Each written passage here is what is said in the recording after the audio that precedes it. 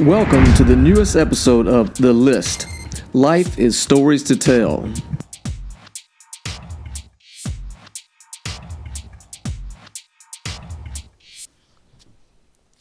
Eli, you just ruined the podcast, son.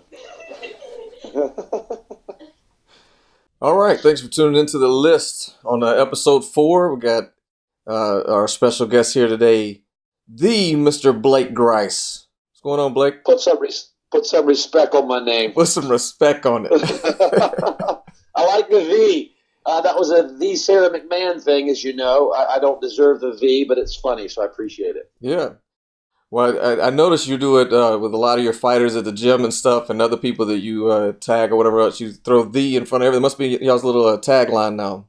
The inside joke. It's just it's developed into this thing. It was TSM for the Sarah McMahon, and then it just started to be the everybody, and I got thrown in there somehow. So, but I appreciate you having me on. Glad to be here.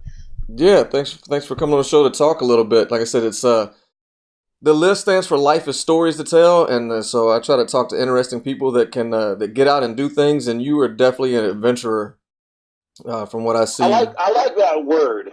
I like the adventurer word. I do enjoy adventure, and I like telling stories. I think people like my stories too, so I could tell a couple today. Yeah, well, hey, that's what I'm hoping for, or else the show is a bust, right?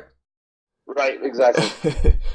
Well, one thing, I was sitting here and I was thinking about it, but I got to bring up yesterday, man. I have to. I just had to talk about it because it's actually funny to me. So for anybody that's watching right now, they won't know that Blake and I sat last night and did this very thing, and had a great time talking about some stories. And then I had zero audio from Blake. So this is a redo. Take two. Take two. The funny thing is, it might even be better though. Who knows? Who knows? Yeah. Well, hey, we got the pup right there, so that works, right? This is Chance.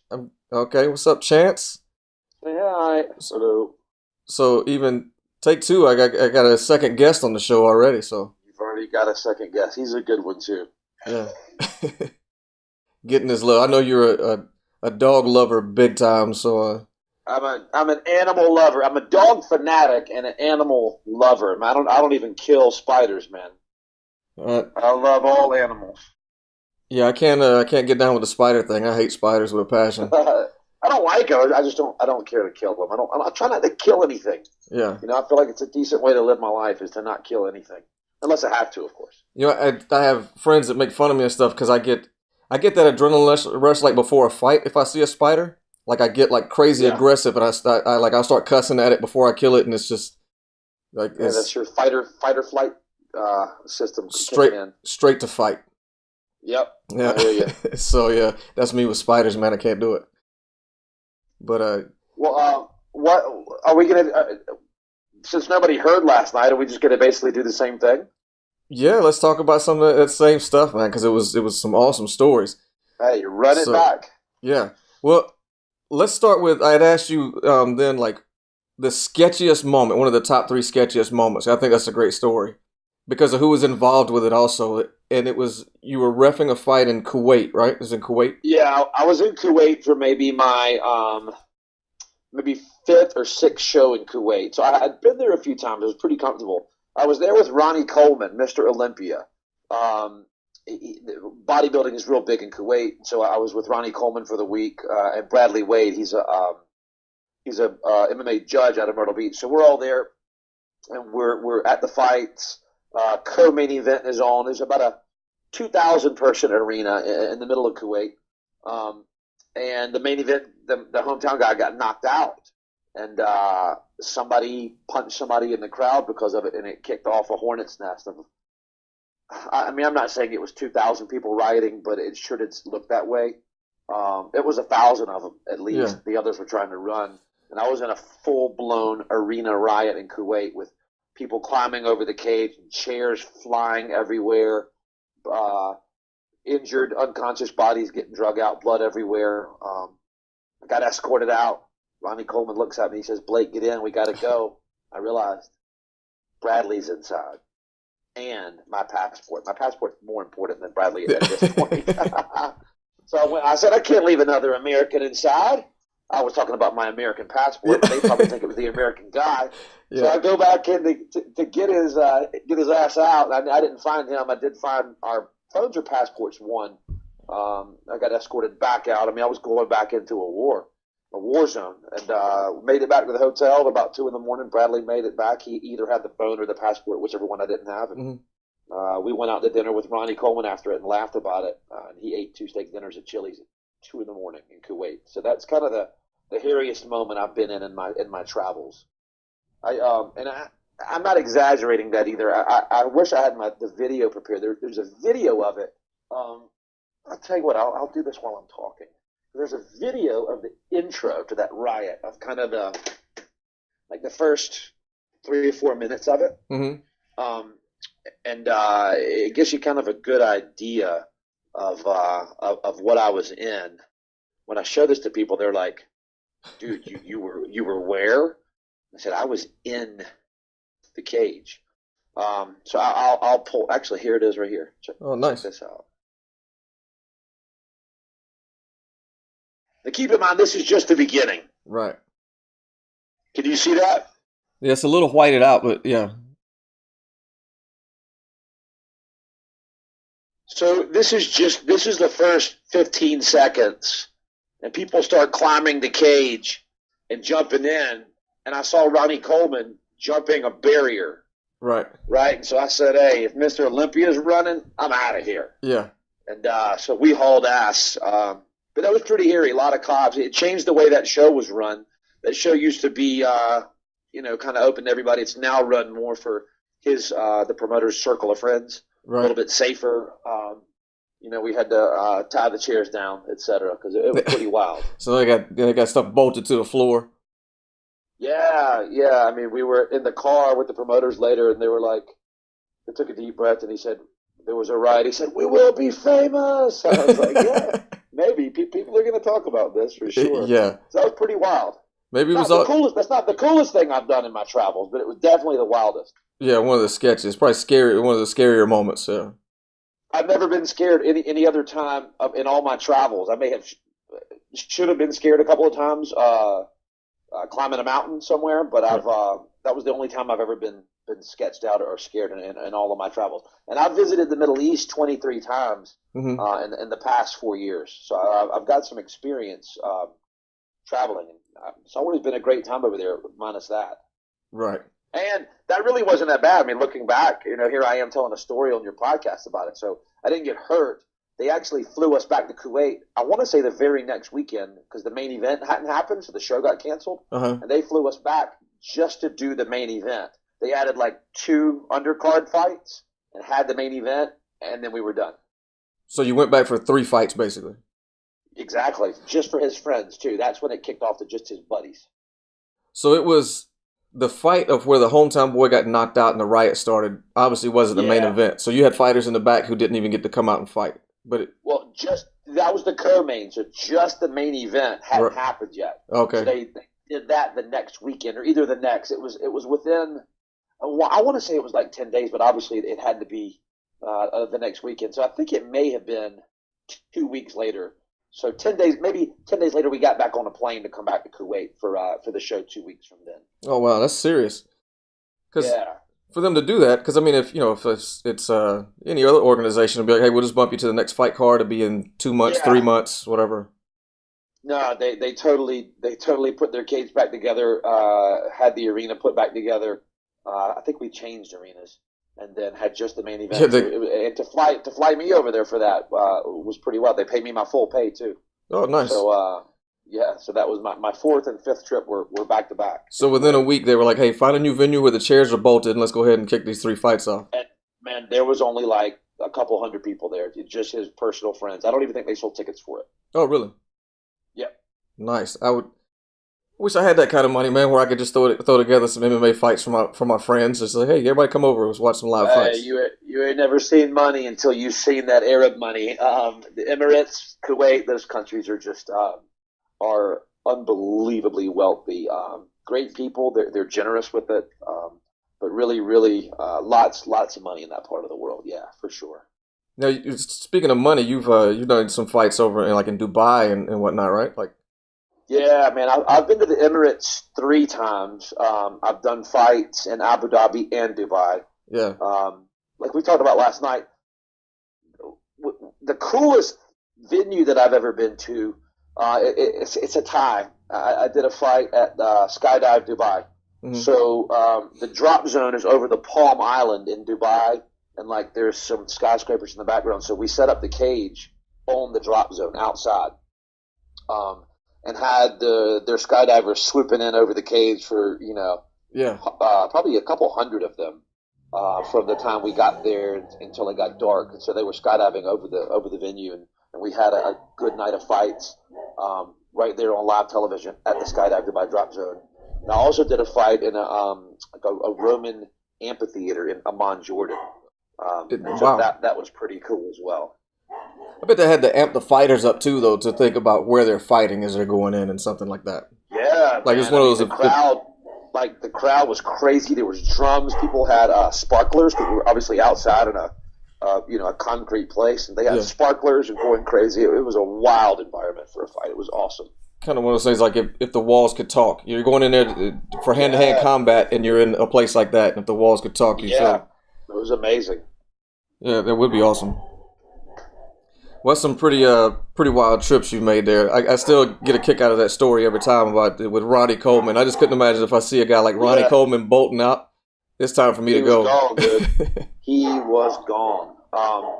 I saw him again not too terribly long ago, and we kind of laughed about it. But yeah, that was body. He's kind of a god over there. Like especially in Kuwait, bodybuilding is their big sport. Everybody does bodybuilding. So for Ronnie Coleman to be over there as a guest at the show, and he launched his line of protein, I think, Ronnie Coleman something protein line through the promoter over there. Adil Wawan owns a protein company, so Ronnie Coleman was selling his protein, so it was kind of a 2-in-1 thing, but it was pretty cool. So the promoter, that's the guy, Wawan. I know I see you posting and talking about Wawan. That's a guy, and he's a promoter, and it's just Wawan Promotions. Yeah, Adil Wawan, he owns Wawan Protein, and he got into the fight business with a company called GFC, which is the referee messed up. GFC 1. I did GFC like 2, 3, 4, 5, 6, 7, 8, 9, and 10, and then he changed the name to Wawan MMA. So we've now done we've done 3 Wawan shows. I wasn't able to go to the last one. I was teaching an ABC course out in Cheyenne, so there was a fight in Kuwait last weekend, and I got a friend of mine from the UK. Bob Plant, he's a world-renowned cutman. He got a ref named Sam that lived in the UK to go kind of fill in for me while I was out in Cheyenne. Okay. Good deal. So Wawan 5 is going to be in Oman next month. So I guess that's north of Yemen or east of Yemen. Okay. I've never been there.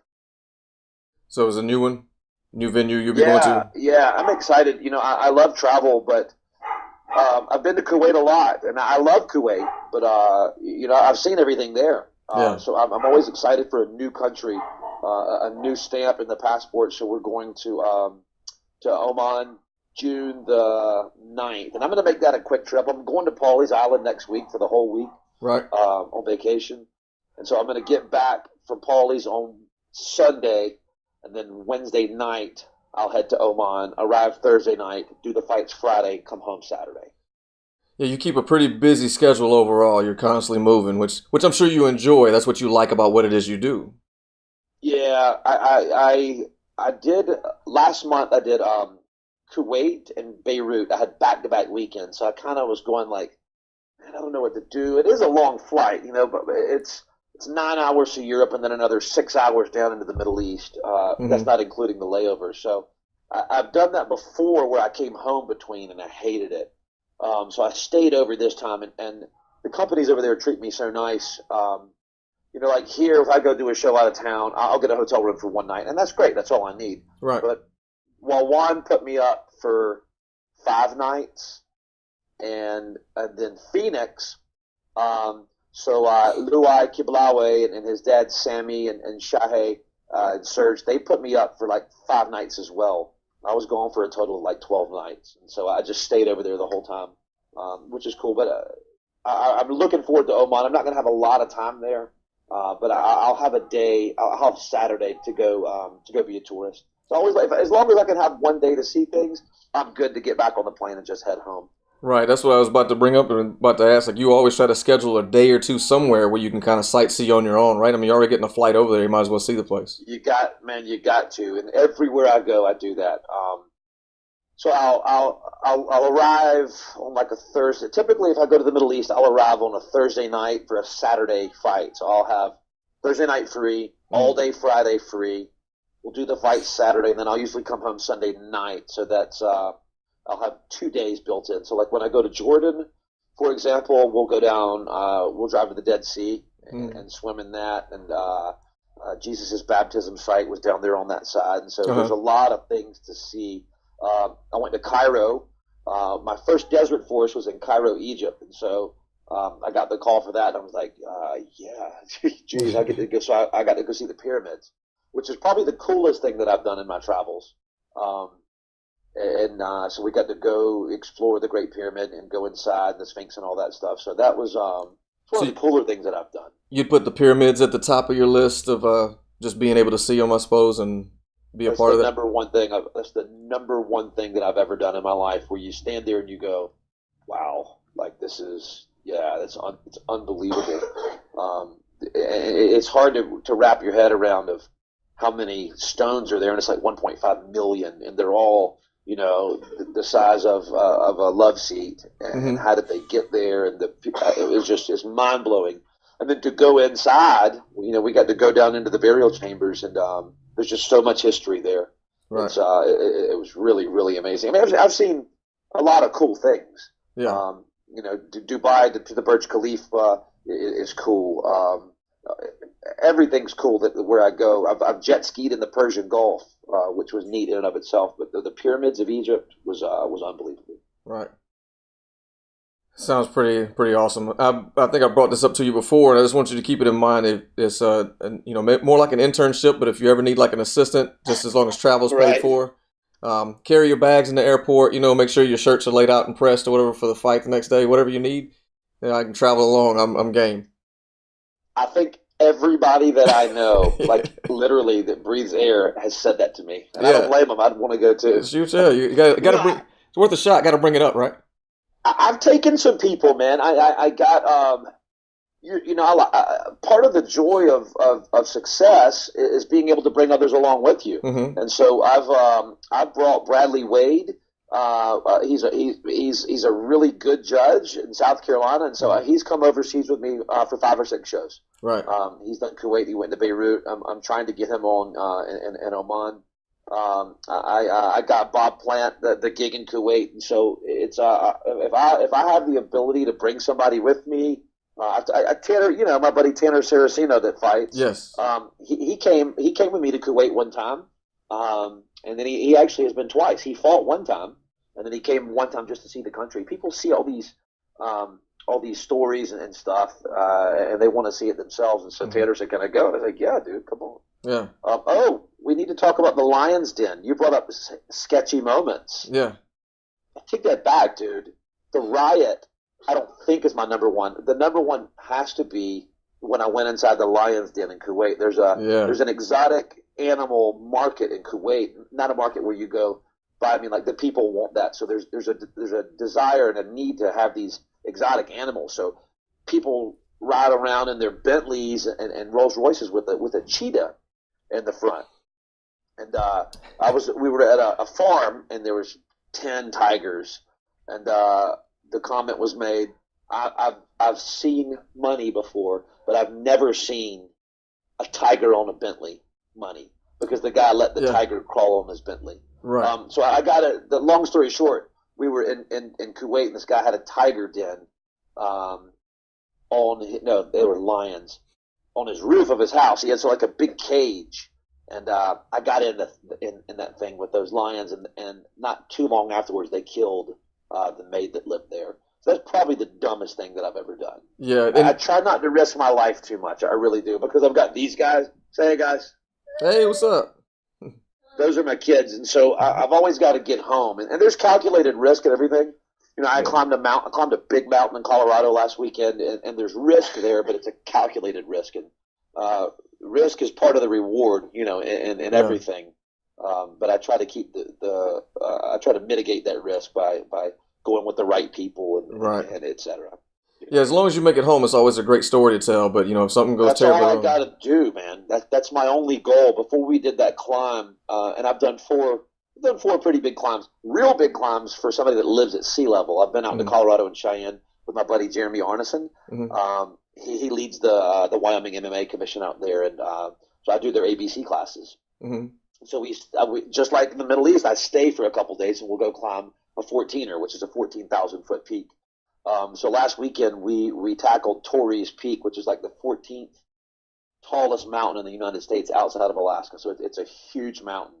And before we were going, I reminded him and Josh, I said, my only goal is to get home. Right. Whether we make it 10 feet or to the top or to 10,000 or it doesn't matter. I just got to get home. And so so far I've been fortunate to always get home. I got real sick this last time. Yeah, I was just about to ask. That was a rough climb for you. Yeah, it was rough, man. It's it was 7 miles, took us 7 hours. And when you're up in the 13,000 foot range, things just start. When things go south, they go south real fast. So I got a second wind as we were going vertical, but the approach was like 3 miles. And so when you're walking in mountaineering boots and you have a pack and it's cold and you're in, there was a fresh snow. There was a couple of feet of snow. So every step hurts. And I think I said this last night. It's a lesson in suffering and perseverance. It's you're just suffering. There's to me personally, there's nothing fun about it while you're doing it. I mean, it's cool. It's a great story. But while I'm out there, it's just suffering. You learn a lot about yourself, though. Dude, because believe me, there was a lot of times where I wanted to say, guys, I'm done. I can't breathe. They live out there. Right. And so they're acclimated naturally. Well, I'm not.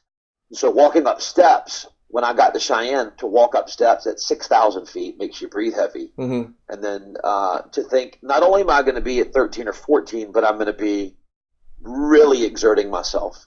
The climbing, and so it's a tough deal, but the option to stop is just really not there. And especially once you get up to the top, you're reminded that, oh my gosh, this is only halfway. And getting down is easier than coming up, but getting down is where I've gotten sick. Both times I've got mountain sickness, it's been on the way down. Is it similar, like, because my thing was scuba diving. I haven't been in years, but with scuba diving, and you can't ascend too fast going from the depths. You do decompression. You do decompression stops. So is it the same thing coming off a mountain? Maybe you should take it a little slower. You'd have to stop and kind of adjust, or. For me, yeah. Like I've made the mistake. I climbed Mount Bierstadt, which is like 14,000 and some change. And we made that summit with no acclimation. Like I flew in, landed, 2 hours in a hotel, and boom, and we went to the top. And I overexerted. I think the problem is the overexertion on the way down. So it's not coming down fast. Coming down fast in theory helps, but it's getting my heart rate up. Like we actually jogged. Once you come off the mountain, it levels out, so you still got miles of a steady downhill. So we decided to jog that. And the same thing kind of happened coming off of Torrey's, because there was like a 3 mile back to the car type thing at maybe a 30-degree hill. So walking up that hill was killer, but coming down it was kind of, wasn't too bad. Right. We were hauling ass, and I overexerted myself at altitude, and then eventually my body just says, nope, we're done. We've been up here for 7 hours. Time to get down to sea level. So we haul ass out of there, got me down to 9. I was vomiting at 9. And then we drove me down to Denver, which is at 5 and some change. And I was fine by the time we got to Denver. I had a headache, but my appetite was back and I was good to go. Yeah, face swollen. I didn't fly home that day. Oh, dude, my face was swollen like a tick. It was, I sent my mom a picture of me today with my face. I said, look at me at 14,000 feet. I mean, I look like somebody stuck a daggum air hose up my butt. If I had the picture here, I would show you, but I look like I was probably 300 pounds. Yeah. It was wild. And I guess everything, like you got nauseous. You said you were, throwing up, and all that kind of stuff. Did that sinuses bother you? All that kind of stuff. Was that the pressure and the sweat, and the swelling from that kind of thing? Yeah. I'm snot rocketing the whole time, and it's just an overall weird feeling. I was also dehydrated.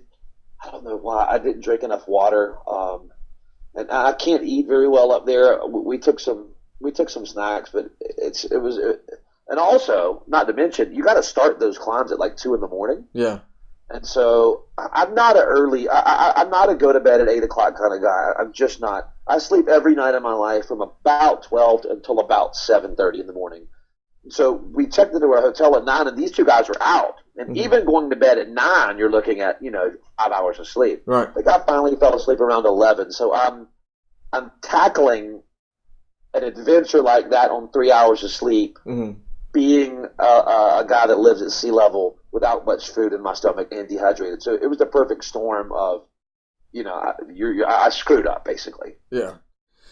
Not getting the rest, just not proper preparation, that kind of stuff. But hey, you did it. And like you said, and you learned about yourself. What do you do though? If you've got to leave at 2 o'clock in the morning, you got to leave at 2 o'clock in the morning. So the answer would be to take a nap from 6 to midnight. Yeah. But my sleep schedule was just as it was. I just wasn't tired. I mean, I even drugged myself to sleep, and I think I fell asleep at 10:30 or 11. And then, of course, the alarm went off, and I thought, "Oh my gosh, what am I doing here?" Yeah. I've had that thought many times in my life. It used to be when I was walking out to a cage to fight another grown man that I didn't have a problem with, and it's like, what am I doing? Yeah. Why am I here? So that those thoughts kind of start creeping in when I'm doing those climbs. But again, I just trust the guys that I go with a lot. No. Otherwise, I wouldn't do it. What is your highest point of elevation that you've climbed? 14.2. 14,000 feet. Yeah, anything above like 9,000 feet, somebody that lives at sea level has the potential to get sick at. And so that's why when you climb Everest, it takes like 60 days or whatever. So you start at 17, you go up to 20, you come back down, you go up to 22, you come back down, da-da-da-da-da. Yeah. I used to want to do that, by the way. I've had an obsession with that mountain for years. I'm just watching it on TV and stuff. I would not do it now. I've been in the minor leagues of mountain climbing, and I understand how dangerous it is and how you talk about a lesson in suffering. That's Everest or any Himalayan experience. Yeah. But so 14 is considered in the United States. It's as high as you can get. Anything above 14. So all the major peaks, outside of Alaska, are between 14 and like 14.3. So once you get over 14, they're all kind of the same. Okay. Even Rainier is only 14 and some change. Well, I'm interested, but like we talked about before, I think I'll just stick with was it Blood Mountain? Is that what you said? That's easy. We can go do Blood Mountain on the Appalachian Trail in Georgia and have a nice camp out, have a campfire, and be relaxed. But there's not much room for relaxing up there. I think that's what I'll start with. So maybe this winter we plan a trip. We do Blood Mountain, like I said, camp out. And we can do that for sure. I've done that many times. It's a nice little trip. It's like Leanne asked me if I wanted to do that a few weeks ago, and to be quite honest with you, I told her, I said no, because it's just not hard enough. There's not that much reward to it. But in the wintertime, it makes it a different story. I took some guys out from the gym, and we didn't take tents.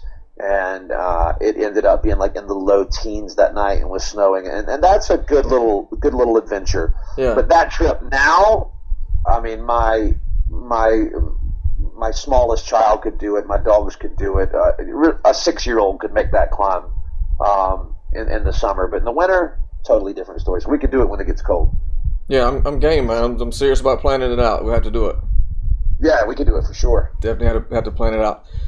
When you also got me interested, maybe I had to take one of your classes sometime, so that maybe that'll give me some knowledge of what I'm supposed to do to be your assistant or something. Maybe I'll take one of your one of your classes. Then I'm qualified. Yeah, I've got a. You talk about my gym, the Muay Thai classes.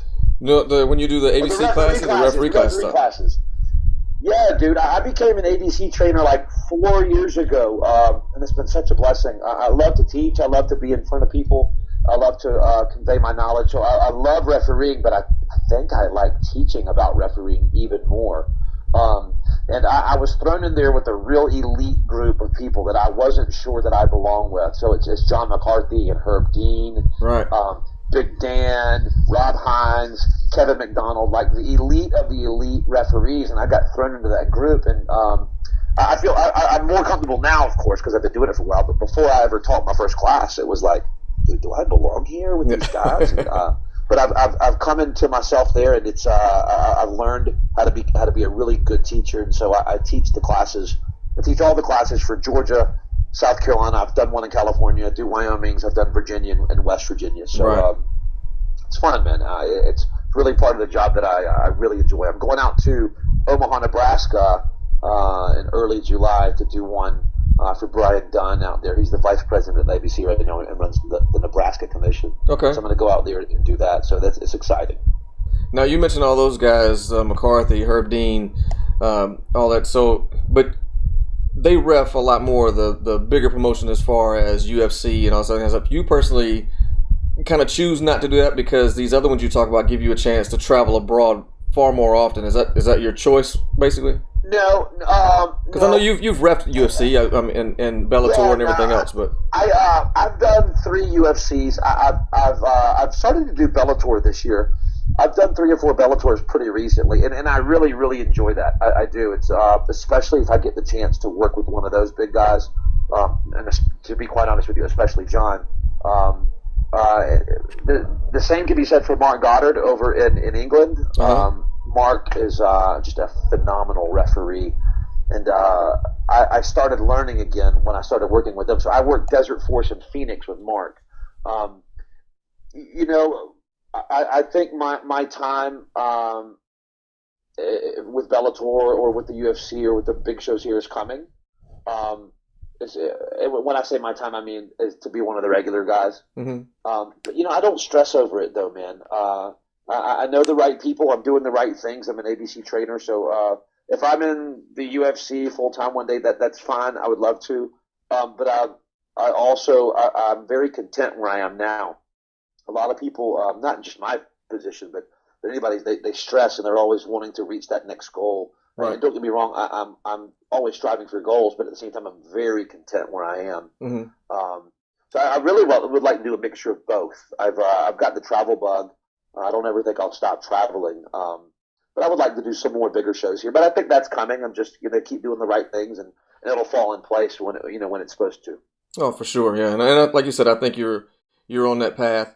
I've watched you ref a lot of fights, and locally I've watched when you did UFC and Bellator. I've seen you on the TV, and your head's always in it. You're always vigilant during the fight. You make good calls. You protect the fighter.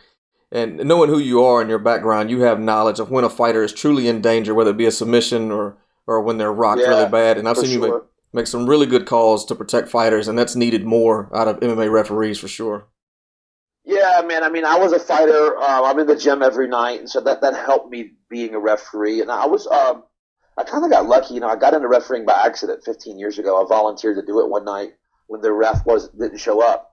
And I was just kind of naturally good at it. I had not refereed anything else. I didn't come from a wrestling referee or jiu-jitsu referee or a football referee. I'd never refereed anything. And the first night that I did it, I kind of thought to myself, man, that wasn't so bad. And here we are. I've refereed about 3,500 fights. I've had 23 international shows. I've refereed Saenchai and Bukaw overseas.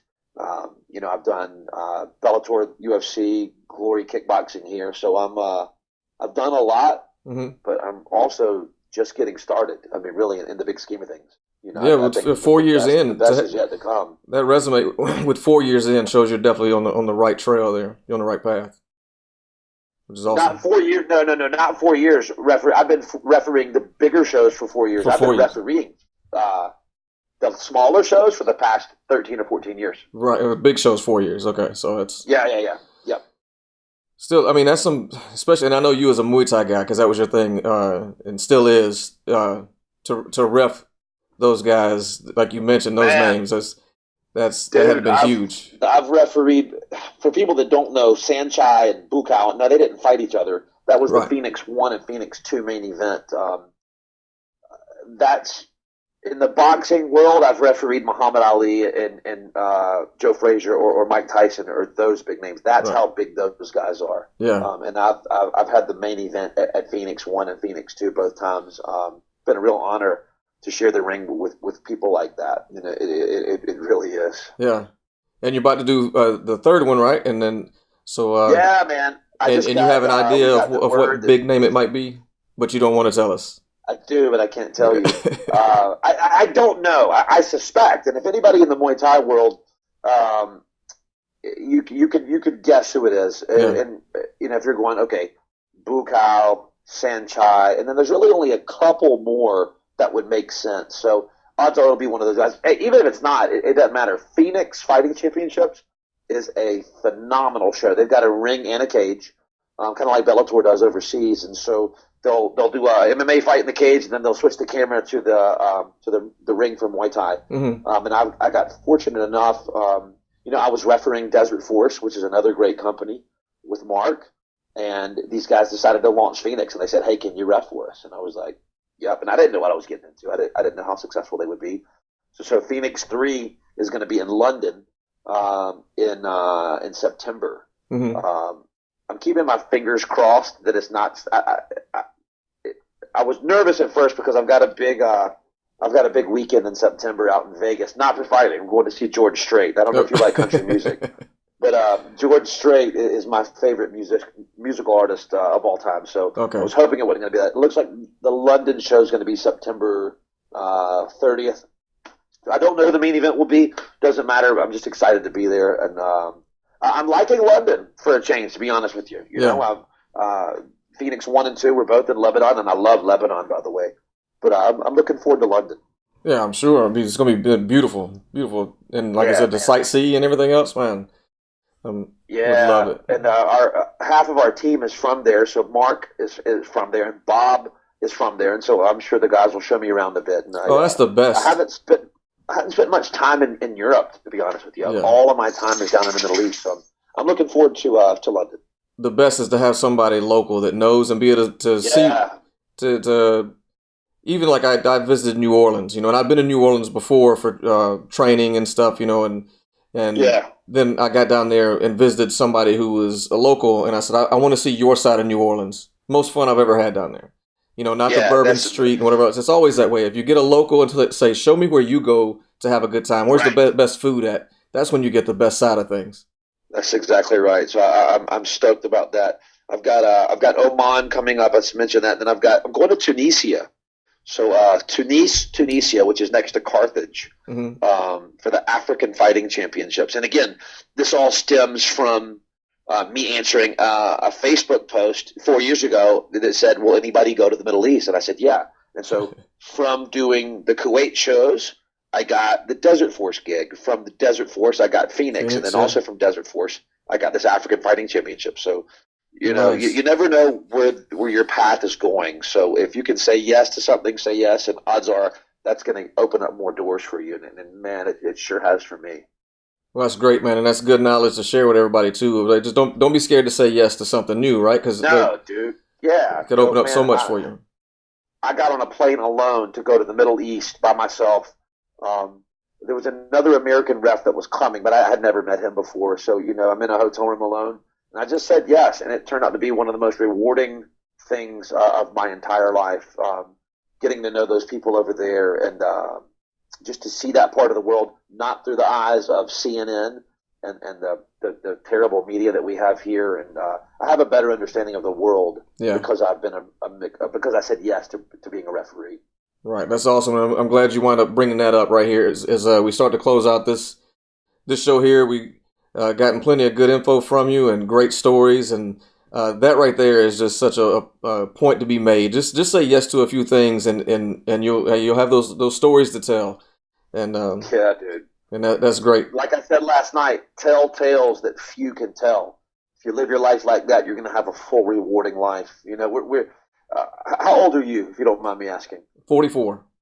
Okay, I'm 41, so we're getting a little bit older. And as you get older, time starts going by fast, doesn't it? It does. So I'm thinking gosh, I've only got, I'm figuring how many years I have left. And so just go do it. Right. Whatever it is. If you've got the opportunity to go somewhere, go. And don't always choose the safest route. The safest route is always staying home. Right? I could do the show at the state fair here and make a couple $100 and be home that night. But go see the world. There's a lot out there. There's a lot of good people. There's a lot of really cool things to go see. So get out there and go travel. Absolutely. Hey, well, before we close out, you want to throw a plug out there for your gym? You got a great gym going. I know you just opened a new location, bigger facility. Let the people know that might be. Man. Yeah, we opened up Electric City Mixed Martial Arts last year. We've been in business for a year, and I've been teaching mixed martial arts and Thai boxing for 10 years. But we opened up Electric City Mixed Martial Arts here in Anderson, with the 10,000 square foot building, and we have just been so blessed. We've got a great coaching staff. So I've got myself and Jeremy Barrett doing the Thai boxing. We're a Rafael Haciendo Jiu-Jitsu Academy, so one of his brown belts, Alex Ninen, teaches all of our jiu-jitsu for our adults and kids. And Brandon O'Connell teaches our MMA. We've got Marty Knight teaching karate. And so we've really got a good gym. It's the only one in Anderson. We're right behind Grady's on the main drag where TJ Whispers used to be. So if you're from Anderson, you know where that is. It was an old bar. Yeah. So we bought that building and renovated and opened up a really good program. So kids jiu-jitsu, kids Muay Thai, anywhere from 4 years old to 90. Anybody's welcome. Awesome. And how can they find you on social media in order to for the gym? You can go. Just our website is electriccitymixedmartialarts.com. You can also, we're on Facebook, and also my Facebook is just Blake Grice. I think I have too many friends, man. I'm maxed out, but you can follow me, and if we need to be friends, shoot me an inbox, and I'll delete somebody because there's a lot of people on my Facebook that I don't like. All right, Blake. Well, I appreciate it, man. Thanks for doing this again after last night's snafu. My pleasure. And no worries, anytime. Look forward to talking to you again and following along and seeing your next adventure. See ya. See ya. Later.